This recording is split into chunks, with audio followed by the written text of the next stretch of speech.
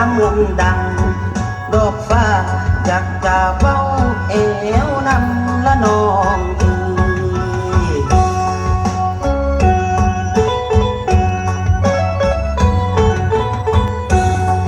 อันว่าเบิ่งผิวขาว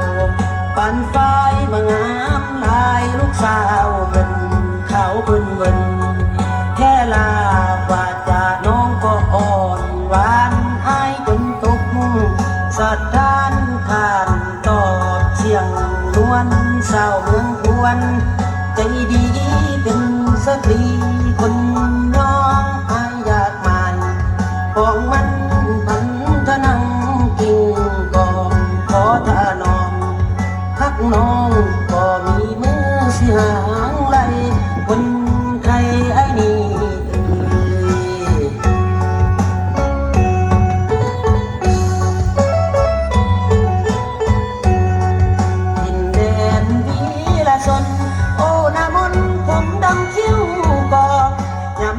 สายลมพัดต้องหยิบนอดน้องอยู่ตลอดเวลาโดนภูเก็ตมาขายมาจองฟังเสียงห้องขับลำต้องมาอาบน้ำตกจากทินพาวันซ้อนแค่น้ำผู้ว่าป่าดง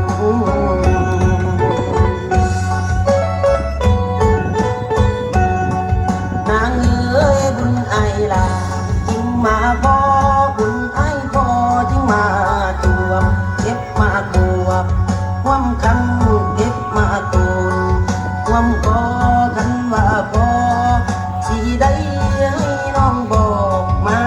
สายวันดีจึงมาปรารถนาเพียงเจ้า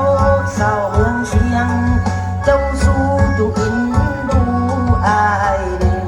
อายนี่เบาแท้ๆบ่แปร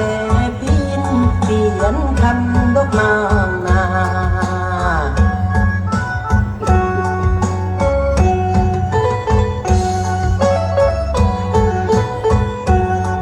คำเอ่ยใจป่าส่งก็ไม่จริงได้แบกปวนมาใจป่าส่งก็น่าจริงแบกจบมาพร้อมไอ้นิยมฮับน้องสาวเมืองเสียงผู้ตากันกับน้องสิขอได้เด้บ่น้องคนงามไอ้นี่เอ่ย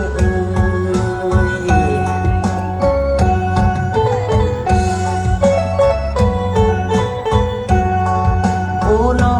พอมาถึงตอนนี้น้องจำหนีไอ้พ่ออยู่มาพบสู้ต่างบ้านจาตานว่าสิเอาสิขอเศร้าก็ม้วนลำพวนสิโกงกวน